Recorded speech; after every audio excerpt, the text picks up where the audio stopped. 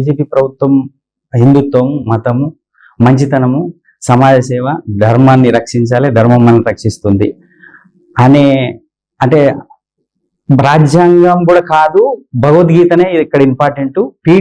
భగవద్గీత అంటే పీడిత ప్రజల పట్ల భగవంతుడు చెప్పే ఒక మంచి మార్గం.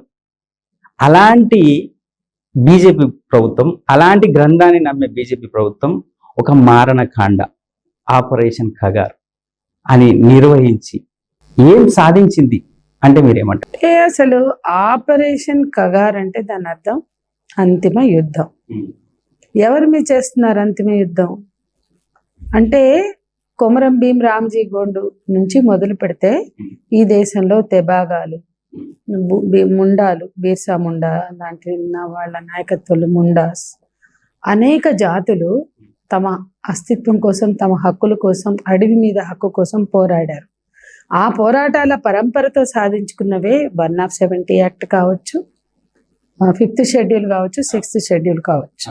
అంటే రామ్జీ గోండు కొమరంభీములు మొదలుపెట్టినటువంటి పోరాటం కొనసాగుతూ విప్లవోద్యమంలో భాగంగా, అంటే భారతదేశంలో నక్సల్బరీ బ్రేక్ అయ్యే నాటికే ఆదివాసీల పోరాటాలు ఉన్నాయి.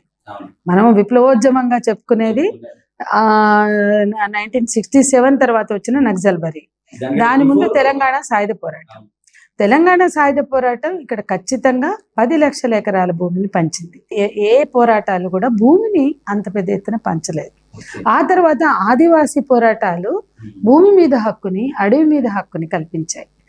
ఆ హక్కులని హరించి వేసేటువంటి క్రమం గత 20 ఏళ్లుగా మొదలైంది. ఆ హక్కు రక్షించుకోవడానికి ROFR యాక్ట్ వచ్చింది, అటవీ హక్కుల చట్టం. అటవీ హక్కుల చట్టం అల్టిమేట్ కాంగ్రెస్ హయాంలో రావచ్చు, సోనియా గాంధీ లేకపోతే జయరాం రమేష్ వీళ్ళందరూ పూనుకుని ఇవ్వచ్చు. కానీ ఆ చట్టం ఏం చెప్తుంది? అడవిలో పెసా చట్టం ఉంది ఆ ఏజెన్సీ ప్రాంతాల్లో. అక్కడ ఏది చేయాలన్నా పెసా చట్టం ప్రకారం గ్రామ పంచాయతీ అంటే గ్రామ అధికార పర్మిషన్ తీసుకోవాలి. ఇక అక్కడి నుంచి మొదలేసి ఆ భూముల అమ్మకాలు, కొనుగోళ్లు 170, 5th, 6th షెడ్యూల్స్ ఇవన్నీ పరిరక్షణ చట్టాలు.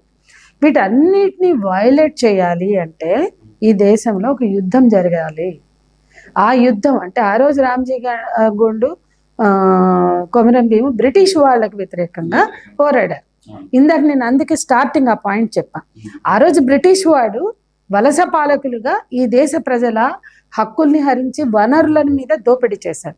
కానీ ఈరోజు మన పాలకులు వాళ్ళ కోసం మన భూములని, మన వనరులని అప్పజెప్పడం కోసం ఇవాళ ఈ దేశంలో యుద్ధాలు సొంత బిడ్డల మీద చేస్తున్నారు, ఈ దేశ ప్రజల మీద చేస్తున్నారు. ధర్మం ఏం లేదు. నీకు ఆదివాసీల వలన ధర్మానికి వచ్చిన నష్టం ఏమీ లేదు. ఆదివాసీలు లోకల్ గాడ్స్ ని, అడవి దేవతలని, గ్రామ దేవతల్ని పూజిస్తారు. మీరు మొత్తం మధ్య భారతం అంతా వెళ్ళండి, మన ఆదిలాబాద్ నుంచి శ్రీకాకుళం వరకు వెళ్ళండి, వాళ్ళు దేశ సంస్కృతికి వ్యతిరేకం కాదు. మన గ్రామ దేవతలు గాని అంటే రకరకాల ఇది ప్రజలు ఎలా చూడాలంటారు, ఎలా అర్థం చేసుకోవాలి? ఇప్పుడు వీళ్ళు హోటళ్ళకి వెళ్ళేటప్పుడేమో దేశం కోసం, ధర్మం కోసం, సంస్కృతి కోసం రక్షిస్తున్నామంటారు. చేసే పనేమో ఇక్కడ మీరంటున్నట్టు ఎవరైతే అడవి సామ్రాజ్యవాదులకు ఊడిగం చేస్తున్నారు బీజేపీ పాలకులు అని చెప్తాను నేను. దానికోసమే యుద్ధం, అంతిమ యుద్ధం ఆదివాసీల మీద. ఎవరికి ఆ పేరు ఎందుకు పెట్టారు? ఆదివాసీల మీద అంతిమ యుద్ధం చేస్తున్నాం అని చెప్తే ఆదిలాబాద్ పోయి చెప్పండి, మీకు అన్ని సీట్లు వచ్చాయో చూస్తా. ఆదిలాబాద్ లో, ఉత్తర తెలంగాణలో బీజేపీకి అన్ని ఓట్లు వచ్చినాయి. నేను ఆదివాసీల మీద అంతిమ యుద్ధం చేస్తున్నాను, నాకు ఓటేయండి అని అడగమనండి. మీరు అన్నట్టుగా ధర్మము, ధర్మరక్షణ, హిందూ మతం పరిరక్షణ అన్నారు కాబట్టి పాపం అమాయకులు ఓటేసి గెలిపించారు బీజేపీ వాళ్ళని. నేను అడుగుతున్నా, ఇవాళ ఉత్తర తెలంగాణలో ఉన్న ఆదివాసీలు ఆలోచించాలా? మీ జాతి బిడ్డల్ని, మీ జాతి ప్రజల్ని హననం చేస్తుంటే మొత్తం మానవ హననం జరుగుతుంది, మారణ హోమం జరుగుతుంది. ఇవాళ అంతిమ యుద్ధం అని పేరు పెట్టింది కార్పొరేట్ల కోసం. ఆదివాసీల దగ్గరకు వచ్చి అదే చెప్పండి, మీకు ఓట్లేసి, నేను ఒకటే అడుగుతున్నా తమ్ముడు, ఓట్లేసి మీకు సీట్లు ఇచ్చారు ప్రజలు, వాళ్ళకి దగ్గరకు వెళ్ళి నేను ఆదివాసీల మీద యుద్ధం చేస్తున్నా, దానికి ఆఖరి యుద్ధం అని పేరు పెట్టినా ఇది కరెక్టా కాదు అని అడగమనండి, వాళ్ళు ఏం చెప్తారో తెలుస్తుంది. కార్పొరేట్ల కోసం ఆఖరి యుద్ధం అని పేరు పెట్టి మావోయిస్టులని బూచిగా చూపించి సాగిస్తున్నటువంటి మారణ హోమం ఆపరేషన్ కగార్. సరే రైట్ గా. అయితే ఇప్పుడు ఆపరేషన్ కగార్తో నక్సలిజం మొత్తం తుడిచిపెట్టుకుపోయినట్టేనా? అయిపోయిందా అంతమా? ఎప్పటికీ పోదు. నక్సలిజం అంతమయ్యేది కాదు. నక్సల్ విముక్తి భారత్ అని ప్రకటిస్తున్నారు కదా దేశ హోం మంత్రి. నక్సల్ విముక్తి భారత్ అని పదే పదే అమిత్ షా గారు ప్రకటిస్తున్నారు. ఒక్కొక్క నాయకుడిని చంపుతుంటే, బలి తీసుకుంటుంటే వాళ్ళు మట్టు పెడుతున్నాం అన్నారు, మేము బలి తీసుకుంటున్నాం అన్నాం. ఆ భాషలో ఉన్న చేంజ్ కూడా గుర్తించారు. వాళ్ళ మీడియా కూడా మట్టు పెట్టారు, తుదముట్టిచ్చారు, ఈ భాష వాడుతున్నారు. ఇది ప్రజల కోసం ప్రాణాలు అర్పించే నేతల పట్ల వాడవలసిన భాష కాదు. వాళ్ళని బలి తీసుకుంటున్నారు, వాళ్ళని వేటాడి చంపుతున్నారు. వాళ్ళు ఒక పాట ఉంటది కదా, జయరాజ్ పాట, భూములు పంచుతారు, ఒక సెంటు భూమి కూడా తీసుకోరు, అన్నీ ఇస్తారు కానీ దాంట్లో ఏమీ ఆశించరు, పైరవీలు చెయ్యరు. అంటే ప్రజల కోసం, ప్రజల హక్కుల కోసం పని చేస్తున్నారు. ఈ దేశంలో ఇన్నేళ్ల పాలనలో కాంగ్రెస్ నుంచి బీజేపీ వరకు వాళ్ళు ఎన్ని ఎకరాలు పంచారు, మా విప్లవోద్యమం ఎన్ని ఎకరాల భూమి పంచిందో చూడండి. 14 లక్షల ఎకరాల భూమి తెలుగు రాష్ట్రంలో మా విప్లవ పార్టీలు పంచాయి. దాంట్లో మేజర్గా మా పార్టీలు పంచాయి. ఎందుకంటే రైతు కూలీ సంఘాలు పెట్టుకుని ప్రజలతో అంటి పెట్టుకుని ఉన్నాం కాబట్టి, ఏ న్యూ డెమోక్రసీ, జనశక్తి, ఏ పేరన్నా పెట్టుకోండి, ఏదన్నా విప్లవ పార్టీల పేరు పెట్టుకోండి, మేజర్గా విప్లవోద్యమం మాత్రమే భూమిని పంచింది. ఎందుకంటే రివిజనిస్టులుగా ఉండి సిపిఐ, సిపిఎంలు పాలక వర్గాలతో ములాఖతై వాళ్ళు పంచరా. ఇన్నేళ్ల భూ సంస్కరణలు, ఇన్నేళ్ల అనేక పాలసీస్, ల్యాండ్ సీలింగ్ కావచ్చు, ఇలాంటి ఏవి కూడా ప్రజలకి భూమి మీద హక్కును కల్పించాలి. కానీ ఒక విప్లవోద్యమం భూమి కోసం, భుక్తి కోసం, ప్రజల విముక్తి కోసం. ప్రభుత్వాలు పంచినాయి అనుకున్నా దానికంటే ఎక్కువ లాభాన్ని, రెట్టింపు లాభాన్ని, లేకపోతే అక్కడ ప్రభుత్వం లాభం లేకపోయినా అక్కడ పంచిన వ్యక్తులు ఉంటారు కదా, ఆ లాభాన్ని ఆశించే వ్యక్తులు వాళ్ళ పార్టీల కార్యకర్తల ప్రయోజనం చూసుకుంటారు. కానీ కామన్ పీపుల్, అంటే డౌన్ ట్రాడ్, పాపం పుణ్యం ప్రపంచ మార్గం తెలవని ఆ ఆదివాసీలకి భూమి మీద హక్కు ఎవరిచ్చారు? భూమి మీద అంటే వాళ్ళు పోడు వ్యవసాయం చేసుకునే వాళ్ళు, వాళ్ళ మొక్కజొన్న లేకపోతే వరి రకరకాలు వేసుకుని బతుకుతూ కొంచెం అభివృద్ధి అయ్యారు. అంటే భూమి మీద హక్కు వచ్చాకే కదా. వాళ్ళ భారతదేశంలో మీరు ఎక్కడన్నా చూడండి, భూమి వాళ్ళ చేతికి వచ్చాక ఆకలి అనేది వాళ్ళకి బయటపడ్డారు, ఆకలి నుండి. కానీ ఈ చారిటీల వలన ఈ నువ్వు 2 రూపాయల బియ్యం అన్న ఆకలి తీరుస్తుంది. మిగతా చారిటీలు ఏంటి అంటే కేవలం చారిటీలతో ఓట్లు దండుకుని పబ్బం గడుపుకునే పాలక వర్గాలు ఎప్పుడూ కూడా పేదవాడికి భూమి మీద హక్కు, నివాస హక్కు, ఈ హక్కులు ఎందుకు ఇవ్వరు చెప్పండి? అంటే ఎంతకాలం వీళ్ళు ఇచ్చే ఈ తొక్కలో పథకాలు, ఈ దేహి అని అడుక్కోవాలా? సామాన్య ప్రజలు, పేదవాళ్ళు ఎప్పుడు అడుక్కునే వాళ్ళే, వీడు ఇచ్చేటోడు, వాళ్ళు పుచ్చుకునేటోళ్ళు. అంటే ఆత్మగౌరవం లేకుండా బతికేలాగా ఈ దేశ మెజారిటీ ప్రజల్ని చేస్తున్న ఈ రాజకీయ విధానాల్ని మనం ఎక్స్పోజ్ చేయాలి, అర్థం చేయించాలి. వాడిచ్చే ఆ చిన్న పథకం, ఇప్పుడు ఒక నాయకుడు నీకు రోగం వస్తే నేను ఫ్రీగా ఆరోగ్యశ్రీ ఇస్తా అంటాడు. కానీ వాడికి వైద్యం ప్రభుత్వ రంగ బాధ్యత కాదా? అంటే వైద్యం కానీ విద్య కానీ అసలు ఉచితంగా ఇవ్వవలసిందే విద్య, వైద్యం. కానీ అది కూడా వాళ్ళ గొప్పతనం అంటారు. అంటే ఆయన చనిపోతే ఇక అసలు మాకు బతికే హక్కు లేదా, మమ్మల్ని బతికించే నాదుడే లేడా అని వీళ్ళు కూడా చచ్చిపోయిన స్థితి.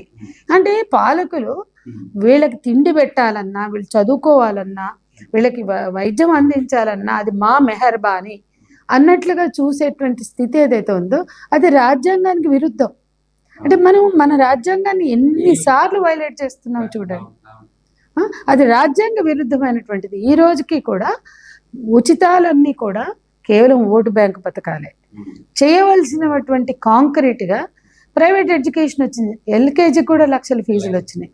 మరి ఆ పేదవాళ్ళు ఎట్లా చదువుకుంటారు? అంటే ఒక్కొక్కటి మీరు చూడండి, పేదవాళ్ళకి అన్ని దూరం చేస్తున్నారు. మీ ఉచితాలతో వాళ్ళు బతకాలి, మీకు ఓట్లు వేయాలి, మీరు మాత్రం వాడికి ఇవాళ భూమి రేటు ఇంత పెంచారు, వాడు ఇల్లు స్థలం కొనుక్కోగలడా, ఇల్లు కట్టగలడా? ఇప్పుడు ఈ గత 10 సంవత్సరాల నుంచి జరిగిన చాలా తెలంగాణ రాష్ట్రంలో మరి జరిగిన దరిద్రమే అది. ఈ 10 ఏళ్ళు తెలంగాణ రాకముందు కన్నా దరిద్రం తెలంగాణ వచ్చినాక మారింది. పేదవాడికి సొంత ఇంటి కళ నెరవేరదు, అసలు వాళ్ళు ఊహించని కూడా లేదు, క్వాలిటీ ఎడ్యుకేషన్ నెరవేరదు, అంటే వాడికి క్వాలిటీ వైద్యం జరగదు. అంటే నువ్వు బ్రతకడానికే మార్గం లేకుండా నీ మెహర్బానీలతో బతకడం అంటే ఇవి వాళ్ళ పాలకులు అనుసరిస్తున్నారు. ఇదే విషయానికి వస్తే ఇప్పుడు తెలంగాణ రాష్ట్రంలో డబుల్ బెడ్రూమ్ ఇల్లు అనే ఒక పెద్ద స్కీమ్ అని చెప్పేసి అద్భుతం జరిగిపోతుంది, ఇంకా పేదల మార్పులు జరిగిపోతున్నాయి అని చెప్పి స్టార్ట్ చేశారు. ఇప్పుడేమన్నా ముందరపడి ఏమన్నా వచ్చేటట్టుందా? మీ దృష్టికి ఏమైనా వచ్చిందా? కేసీఆర్ 10 ఏళ్ల పాలనలో మేము కూడా చాలా గొడవలు పడ్డాం, చాలా పోరాటాలు చేసాం, చాలా ఘర్షణలు పడ్డాం, ఊపా లాంటి కేసులు కూడా పెట్టారు. కానీ ఈ రోజు పరిస్థితి ఎలా ఉందంటే ఆ మాత్రం అభివృద్ధి కూడా కనిపించట్లా. ఇవాళ మేము ఫీల్డ్ మీద తిరుగుతుంటే ఆ 2 బెడ్రూమ్లు ఇళ్ళైనా కాస్త బాగానే కనపడుతున్నాయి, పేదోళ్ళకి ఇచ్చారు. ఈ గవర్నమెంట్ వచ్చాక ఒక్క ఇల్లు కూడా ఇవ్వలేదు. పంచుతాం అంటున్నారు, కట్టున్నాయి కాబట్టి. కానీ మీరు కట్టడానికి ఇప్పుడు ఫేస్డ్ మేనర్ 2 బెడ్రూమ్ హౌసెస్ ఏవైతే ఉన్నాయో 2 బెడ్రూమ్ ఇల్లు ఒకేసారి తెలంగాణ అంతా ఇస్తానని కేసీఆర్ కూడా చెప్పలేదు. ఆయన ఫేస్డ్ మేనర్ గా చెప్పాడు. ఆయన చెప్పింది చేయలేదు, ఇస్తానన్నవి ఇవ్వలేదు, పంచుతానన్నవి పంచలేదు. అది మనం పోరాడినటువంటి అంశం. కానీ ఆ మేరకైనా రూపకల్పన జరిగి కట్టి ఉన్న ఇళ్ళు ఇప్పుడు ఇస్తా అంటున్నాడు. కానీ నీవు 1.5 సంవత్సరం జరిగిపోయింది, మీరు అవి ఉన్న ఇళ్ళు ఇవ్వకపోవడం ఒకటి. కానీ మీ దాంట్లో, మీ రూపకల్పనలో, మీ ప్రణాళికల్లో హౌసింగ్ ఎక్కడుంది? పేదవాడి హౌసింగ్ ఎక్కడుంది? ఇదే 2 బెడ్రూమ్ హౌసే తీసుకొని ఉందా? 1.5 సంవత్సరంలో ఇప్పటి వరకు 2 బడ్జెట్లు అయిపోయినాయి, మరి ఒక్కటి కూడా లేదు. అంటే ఇది ఇంకా దారుణం కదా. వేయకపోవడం, నీ హయాంలో కొత్త ప్రాజెక్ట్ రావాలి కదా. నువ్వు పేరేం పెట్టుకుంటావు అనవసరం, కానీ పేదవాడికి ఇల్లు ఇవ్వాలి కదా. నువ్వు ఇవ్వాల్సినటువంటి బాధ్యత ఉంది కదా. ఇప్పుడు కట్టిన ఇల్లు ఇప్పుడు ఇచ్చేస్తామంటున్నారు కదా. కట్టిన ఇల్లు ఇస్తే వీళ్ళది ఏముందంటే అది కేసీఆర్ కట్టించిన ఇల్లు, అంటే ఆ ప్రభుత్వం కట్టించిన ఇల్లు. అంటే అది కూడా ఆయన వ్యక్తిగతం కాదండి, అది ప్రజలకు ఇచ్చిన వాగ్దానం. 2 బెడ్రూమ్ల ఇల్లు ఆయన అందరికీ గౌరవంగా జీవించే హక్కును కల్పిస్తాను. ప్రతి వాడిగా దానికి ఆయన ఎంత కథలుగా చెప్పిండు. మన ఇంట్లో ఉన్న మేక ఉండాలి, కోడి ఉండాలి, వచ్చిన చుట్టం ఉండాలి, ఇన్ని రకాలుగా చెప్పి ఇచ్చిన 2 బెడ్రూమ్ల ఇల్లే అందరికి అందల. అవి 25% కూడా ఇవ్వలేదు అనేది ఆ ప్రభుత్వం మీద మన కంప్లైంట్. అంటే మొత్తం కన్సిడర్ చేసిన 25, ఇచ్చింది 10%. అయితే కంప్లైంట్ ఏంటంటే ఆ ప్రభుత్వం ఇచ్చిన వాగ్దానాన్ని నెరవేర్చలేదని. కానీ ఈ ప్రభుత్వం అసలు హౌసింగ్ నే మర్చిపోయింది. ఇది ఇంకా అంటే ఏదో అంటారు కదా, పెనంలోంచి పొయ్యిలో పడ్డట్టు. ఆ ప్రభుత్వం 10 సంవత్సరాలు ప్రజలకి సంక్షేమం కరెక్ట్ గా చేయలేదు, ప్రజల బాగోగులు చూడలేదు, ప్రజలకి చేయవలసినటువంటి సంక్షేమాన్ని చేయలేదు అని వ్యతిరేకించి వాళ్ళని దించే వరకు నిద్రపోలేదు. కరెక్ట్ కదా. ఈ రోజు ఆ ప్రభుత్వ ఫెయిల్యూర్స్ ని మాట్లాడి వాళ్ళు ఇస్తా అన్న వాగ్దానాల్ని నెరవేర్చలేదని, హామీలని తొంగలో తొక్కారని, వాళ్ళు ఇచ్చే వాగ్దానాలకు అదనంగా నేను 6 గ్యారెంటీలు ఇస్తా, 7వ గ్యారెంటీ భావ ప్రకటన స్వేచ్ఛని అన్నాడు కదా. అది చేస్తున్నారా? అయితే ఇది ఇలా ఉంటే సరే, మీరు అన్నట్టు ఒక రాయి కూడా వేయకపోవడం, ఫౌండేషన్ వేయకపోవడం పోను, మీదికేంచి అసలు ఎక్కడా లేని సంస్కృతి, ఎక్కడా లేని సాంప్రదాయము, మిస్ వరల్డ్ పోటీలు అని చెప్పేసి హైదరాబాద్లో మన తెలంగాణ రాష్ట్రంలో జరిపించి ఈ తెలంగాణ ప్రభుత్వం ఎన్ని కోట్లు సంపాదించిందంటే మీరేం చెప్తారు? ఎన్ని కోట్లు సంపాదించిందో, ఎన్ని కోట్లు ఖర్చు పెట్టిందో అది చూడాల్సిన విషయం. 1 కోటి కూడా సంపాదించలేదని నేను నమ్ముతున్నా. కానీ వ్యక్తిగతంగా వాళ్ళు బెనిఫిట్స్ పొంది ఉండవచ్చు. కానీ ఇది నిర్వహించింది తెలంగాణ ప్రభుత్వం. అవును, తెలంగాణ ప్రభుత్వం ఖర్చు పెట్టింది. ఈ పోటీలు తెలంగాణ ప్రభుత్వం చాలా సంపాదించబోతుంది, టూరిజం పెరుగుతుంది, మేము పెట్టుబడులు తెస్తాము అని వాళ్ళు చెప్తున్నారు. అది పెద్ద భ్రమ, అది పెద్ద మోసం. అంటే అసలు మిస్ వరల్డ్ లాంటి పోటీలు తెలంగాణ ప్రభుత్వం నిర్వహించడమే చాలా విషాదం, సిగ్గుచేటైన విషయం. ఎందుకు మాకు అంత కోపం వస్తుంది, బాధ కలుగుతుంది అంటే తెలంగాణ రాష్ట్ర సాధనలో మేము భాగమే, తెలంగాణ మహిళలందరూ భాగమే. వ్యక్తిగతంగా నేను, మా సంఘం, సంస్థ తరఫున మా సంఘం అహర్నిశలు పనిచేస్తాం. మిలియన్ మార్చ్ మేము చేసిందే, సాగర హారం మేము లీడ్ చేసిందే, అనేక అంశాలు. జేఏసీ పిలుపులే అయినా మిలియన్ మార్చ్ ఎవరి వల్ల జరిగిందంటే ఎవరైనా మా వైపే చూపిస్తారు. అటువంటి చారిత్రాత్మక పోరాటాలు చేశాం. మహాబాద్ ప్లానింగ్ తో సహా చేశాం. సరిగ్గా 1 గంటకి బారికేట్లు బద్దలు కొడతామని జేఏసీ చైర్మన్ కోదండరామ్ గారు ప్రకటిస్తే ఆ 1 గంటకి బారికేట్లు బద్దలు కొట్టింది మేము, అరెస్ట్లు అయింది మేము, దెబ్బలు తిన్నది మేము. ఒక పెళ్లి చేసి ఆర్య సమాజ్లో ఉప్పెనలా వెళ్ళాం. వేడారిలాగా ఉన్న రోడ్డు ఒకటేసారి ఉప్పెనలా అసలు 1500 మంది కార్యకర్తలను బారికేట్లు అకున్ సబర్వాల్ ఇట్లా తోసేసి తొక్కుకుంటూ వెళ్ళిపోయారు మా వాళ్ళు. అంత పోరాటం, చారిత్రాత్మక పోరాటం చేశాం. అదేనా మహబాద్ మానుకోట రాయి మ్యూజియంలో పెట్టాలని కేసీఆర్ అన్నారు. మానుకోట రాయి వేసింది ఎవరు, విసిరింది ఎవరు, దాని వెనక నిలబడింది ఎవరు? మానుకోట ప్రోగ్రాంకి ముందు నేను కోదండరామ్ కొంతమంది వెళ్ళాం, దేశపతి అందరు వచ్చారు. అక్కడ నలందాలో మీటింగ్ జరిగింది. ఆ రోజు నేను మాట్లాడితే సార్ వెంటనే అన్నాడు, ఈ మీటింగ్ ఇన్నోళ్ళు అందరు ఖచ్చితంగా రాహత కొడతారు చూడు నువ్వు అట్లా మాట్లాడావు అని కోదండ గారు జోకేస్తారు నా మీద. అలాంటిది ఆ మానుకోట రాళ్ళు ఆ రోజు తూటాలకు బలైన మా కార్యకర్తలు, ఆ పోరాటం వెనక మా కృషి చాలా ఉంది. అట్లా చెప్తూ చాలా ఉన్నాయి. నేను అందులోకి వెళ్ళట్లా, కానీ నేను చెప్పదలుచుకుంది ఏంటంటే పల్లెలన్నీ పట్టాలెక్కాలన్నా, పట్నం రోడ్ల మీద పొయ్యి పెడదామన్నా, సకల జనుల సమ్మె అన్నా, సహాయ నిరాకరణ అన్నా, సాగర హారం అన్నా, మిలియన్ మార్చ్ అన్నా, ఈ తెలంగాణ గడ్డ మీద అందరితో పాటు సగభాగమైన మహిళలు ఉన్నారు అని మర్చిపోకూడదు.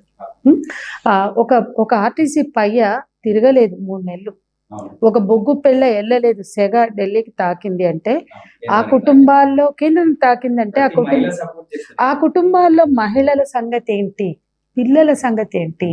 మేము ఒక పిలిపిచ్చాం మా పార్టీగా, పొయ్యి వెలిగించొద్దు, ముద్ద ముట్టద్దు అని. ఆ పిలుపు ఎంత బాగా అమలవుతుందో అని మేము చూస్తే చాలా ఇళ్లలో పోయి ముట్టించేలా, అంటే అంత గొప్పదండి తెలంగాణ వాదం.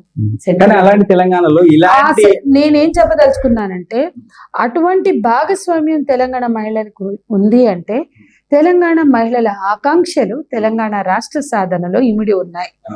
అటువంటి తెలంగాణ రాష్ట్ర మహిళల ఆకాంక్షల్ని గౌరవించడు, తెలంగాణ రాష్ట్ర సాధనని కోరుకోలేదు.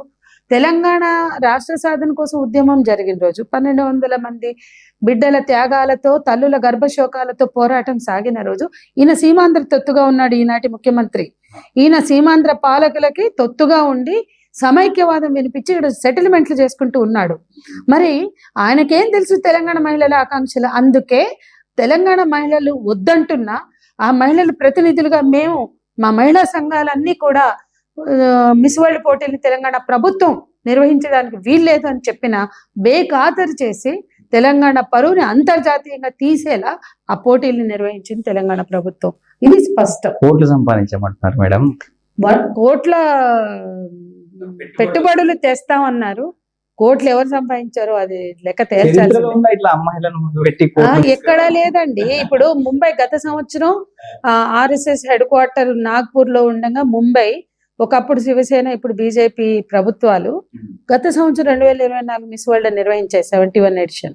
మన దగ్గర 72 ఎడిషన్ జరిగింది. మరి 71 ఎడిషన్ లో ముంబైకి ఎన్ని పెట్టుబడులు వచ్చాయో లెక్క తీయమని అడిగా. 96లో అమితాబ్ బచ్చన్ కార్పొరేషన్ నిర్వహించినప్పుడు మేము నష్టపోయామని Amitabh Bachchan corporation miss world పోటీల నిర్వహణతో ప్రకటించింది. ఆ ప్రకటన పంపించాం వీళ్ళకి. ఏబిసిఎల్ ప్రకటించినటువంటి ప్రకటనలో మేము నష్టపోయామని చెప్పారు. మరి కర్ణాటకకు వచ్చాయా పెట్టుబడులు?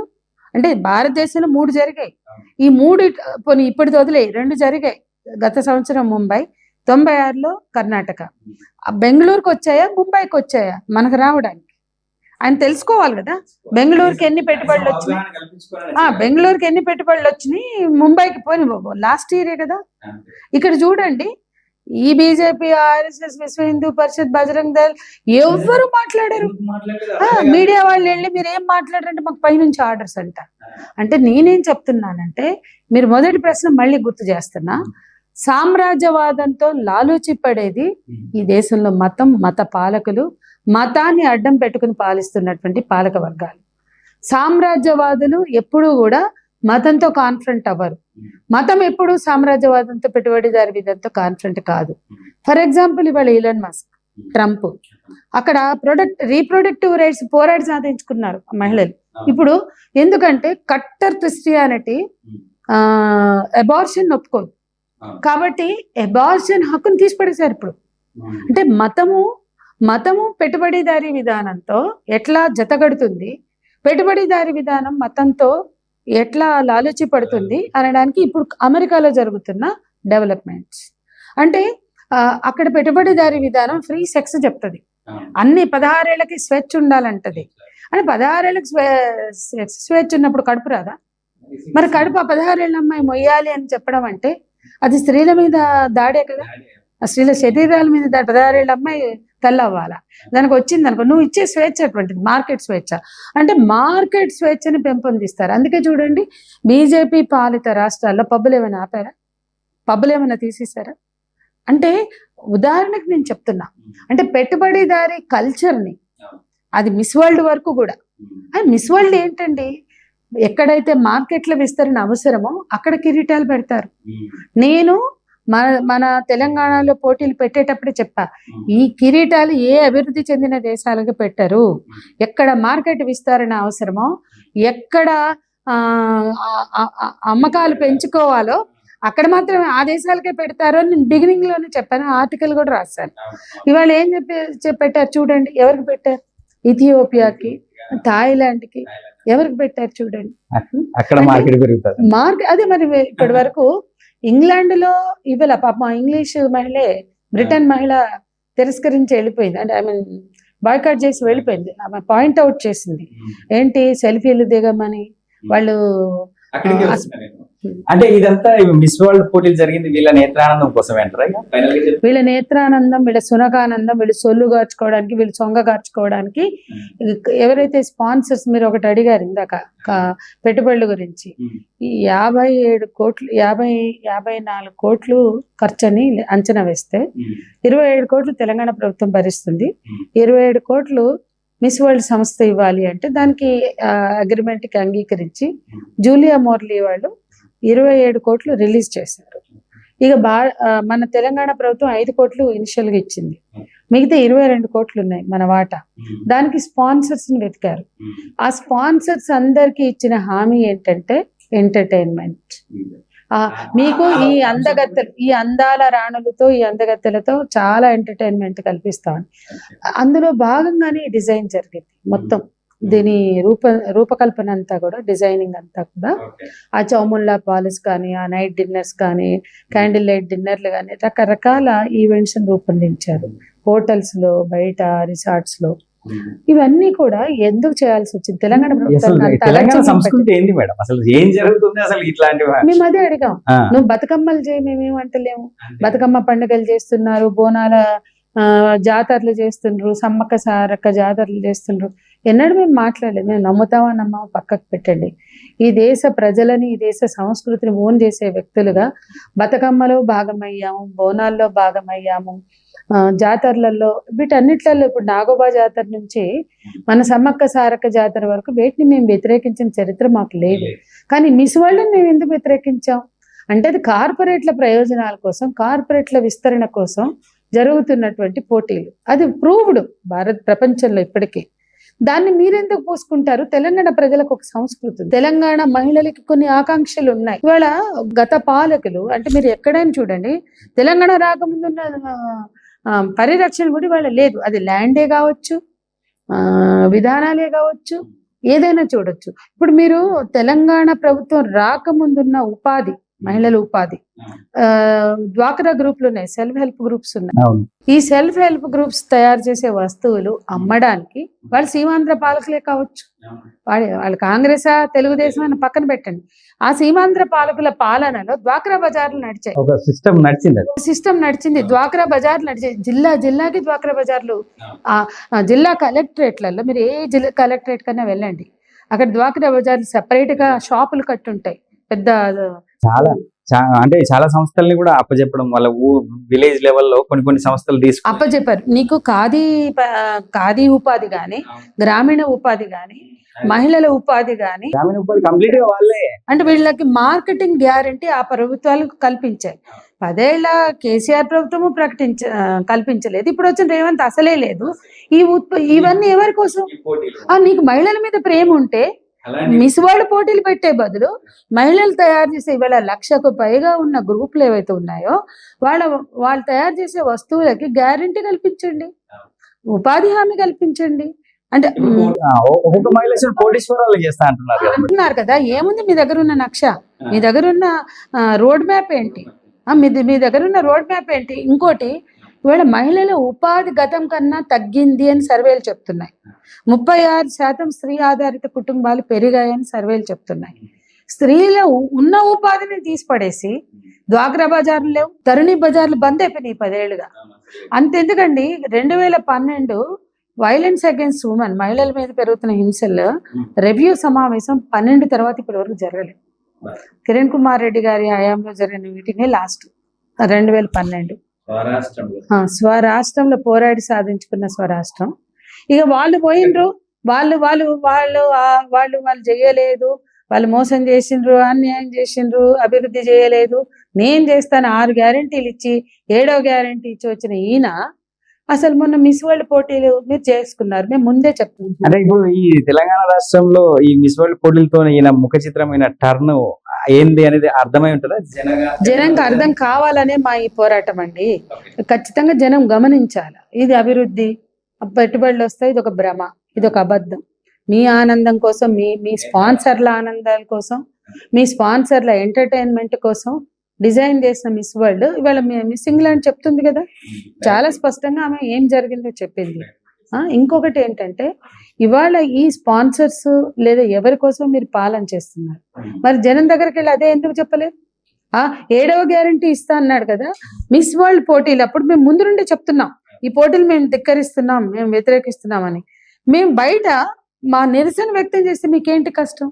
ఇవాళ అంతర్జాతీయ వేదికల ముందు కూడా నిరసనకారులు ప్రజాస్వామ్య పాలననే నా లక్ష్యము, గ్యారంటీలు కాదు అసలు. 6 గ్యారెంటీల కన్నా అతీతంగా 7వ గ్యారెంటీగా ప్రజాస్వామ్యబద్ధ పాలన అన్నాడు కదా. మరి ఇవాళ అంతర్జాతీయ మన దోహా సదస్సు వెనుక బయట చాలా మంది ప్రొటెస్ట్ చేశారు కదా.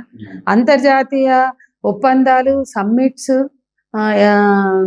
సెమినార్స్, చాలా ఇంటర్నేషనల్ కన్వెన్షన్స్ బయట కూడా ప్రొటెస్టులు జరుగుతున్నాయి. మరి మేం చేస్తే ఆయనకి ఏం కష్టమైందని అంత ఘనంగా, అంత హీనంగా మమ్మల్ని ట్రీట్ చేయించారు. ఇది మీరు పోరాటం చేస్తున్నారు, ఎన్నో పోరాటాలు చేశారు, అపోజ్ చేస్తూ వస్తున్నారు. అధికార పక్షం చూస్తే ఇలా, ప్రతిపక్షాల జోలికి వస్తే ప్రతిపక్షం RSS అని, బజరంగ్ దళ్ అని, ఏదో February 14th వస్తే హంగామ వీరంగా అది సైలెంట్ అయిపోయి, వాటికి ఆ పార్టీలకు మరి ఇన్స్ట్రక్షన్స్ RSS లాంటి వారి చేయలేదా? మరి ఇట్లాంటి సంస్కృతి ఏందో తెలియదు, అది పక్కన పెడితే మేము వాళ్ళని కూడా ఒక ప్రశ్నించాం. మీరు భారతీయ సంస్కృతిని గౌరవిస్తే, మీరు హిందూ మతాన్ని ప్రేమిస్తున్నాము, హిందూ మతాన్ని రక్షిస్తామని చెప్తున్నారు కదా, హిందూ మత రక్షణ కోసం పూనుకునే వాళ్ళైనా, భారతీయ సంస్కృతిని కోరుకునే వాళ్ళైనా దానికి భిన్నమైన మిస్ వరల్డ్ పోటీల్ని మీరు మాతో కలిసి పోరాడండి, లేదా మాతో కాదు మీరు విడిగా పోరాడండి. మాతో కలిసే ఉద్దేశం కమ్యూనిస్టులతో, లెఫ్ట్ విప్లవకాలతో లేదు. మేము అన్ని మహిళా సంఘాలు కలిపి చేసాం, అన్ని లెఫ్ట్ విప్లవ పార్టీలు, అన్ని సంఘాలు కలిపి విప్లవం, ఎక్స్ట్రీమ్ విప్లవం అందరం కలిసి చేసాం. సరే మీరు ఇంకోటి చేసుకోండి. ఇప్పుడు 96లో మేము 150 మంది మన ఉమ్మడి ఆంధ్రప్రదేశ్ నుంచి వెళ్ళి అక్కడ అరెస్ట్ అయ్యి 3 రోజులు ఉన్నాం జైళ్లలో. అప్పుడు ప్యారలల్ గా మాతో కలవకపోయినా PHP చేసింది, అప్పుడు బీజేపీ బజరంగ్ దళ్ చేసింది. కానీ ఇప్పుడుకి వచ్చే వరకు వాళ్ళ నేతృత్వంలో జరిగినాయి. మనకి తెలంగాణ ప్రభుత్వం కనపడుతుంది, బట్ దాని వెనుక బీజేపీ ఉంది, దాని వెనుక కేంద్ర ప్రభుత్వం ఉంది. లాస్ట్ ఇయర్ ముంబైలో కానీ, ఈ ఇయర్ హైదరాబాద్ కానీ, ఇది part of central government instructions. వాళ్ళ ఉత్తర్వులు, ఆదేశాల ప్రకారమే ఈ మిస్ వరల్డ్ పోటీలు జరిగినాయి. అందుకే మేము నేరుగా బీజేపీ లేదా హిందూ మత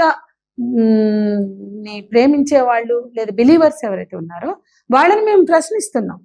మమ్మల్ని ఏదో హిందూ మతానికి వ్యతిరేకం అంటారు కదా, ఇది మన సంస్కృతి కాదు, ఇది కేవలం మహిళల మీద పెట్టుబడిని, కాస్మెటిక్స్ ఉత్పత్తుల్ని పెంచుకోవడానికి మాత్రమే. కాబట్టి ఈ అందం అనే అంశాన్ని తీసుకొచ్చి, అందం వ్యక్తిగతం, అందం ఆ దేశ సంస్కృతిలో భాగం, దాన్ని మీరు రుద్దేది కాదు. రెవలానాడో, పాండ్సాడో, ఇంకెవడో డిజైన్ చేసి డిసైడ్ చేసేది కాదు, అందం అనేది కాదు. కాబట్టి ఇది మాకు అవసరం లేదు. వాళ్ళు చెప్పే జుట్లు, వాళ్ళు చెప్పే స్కిన్స్, వాళ్ళు చెప్పే బాడీ పర్సనాలిటీస్, ఇవన్నీ కూడా ఎవడో ఎందుకు చెప్పాలి, మనకు లేకపోతే కదా అని మేము అన్నాము. మేము ఛాలెంజ్ చేసాం, మీకు భారతీయ సంస్కృతి మీద ప్రేమ ఉంటే మీరు వ్యతిరేకించండి అంటే చిన్న ప్రకటన ఇవ్వలేదు. ఎవరైనా ఇస్తామంటే ఆపారట అగ్రనాయకత్వం. ఆ? మరి బజరంగ దళ్ వాళ్ళు ఫిబ్రవరి 14 చేసే వేషం ఏంటి? ఆడ ఎక్కడ పడితే ఆడ పెళ్లిళ్ళు చేస్తారు. అదేమంటే ఇది మన సంస్కృతి కాదు, ఇది విదేశీ సంస్కృతి, అందుకే మేము పెళ్లిళ్ళు చేస్తున్నాం అంటారు. అట్లా తిరగడం, పార్టీలు పొంటి పార్కులు పొంటి తిరగడం మన కల్చర్ కాదంటారు. ఇది మన కల్చరా? అదే మేము ప్రశ్నిస్తున్నాం. అయితే మన తెలంగాణ రాష్ట్రంలో ముఖ్యంగా కవితక్క జాగృతి, తెలంగాణ జాగృతి అంటే తెలంగాణకు సంబంధించిన పండగలు, పబ్బాలు, తెలంగాణ సాంప్రదాయాలు, వీళ్ళు ఏమన్నా కొంచెం మీకు ఏమైనా సపోర్ట్ చేసి గట్టిగా ఏమైనా చేశారా? వీళ్ళు కూడా అంతంత మాత్రమే. తెలంగాణ సంస్కృతిలో భాగంగా తెలంగాణ జాగృతి పెట్టి బతుకమ్మ పండుగలు చేసి ఉత్సవంగా చేసి బతుకమ్మని ప్రమోట్ చేసినప్పుడు మేము ఎవరం అడ్డం పడలా. ఎందుకంటే తెలంగాణ మహిళలు తెలంగాణ జాగృతి నుంచి నేర్చుకున్నది కాదు బతుకమ్మ పండుగ సాంప్రదాయం. తెలంగాణ మహిళలు మన రామ్నగర్లో బతుకమ్మలు, మన వరంగల్లో కిలా వరంగల్లో బతుకమ్మలు వందల సంవత్సరాల నుంచి పెడుతున్నారు. తెలంగాణ జాగృతి పుట్టక ముందు నుంచి అవి పెద్ద పండుగలు.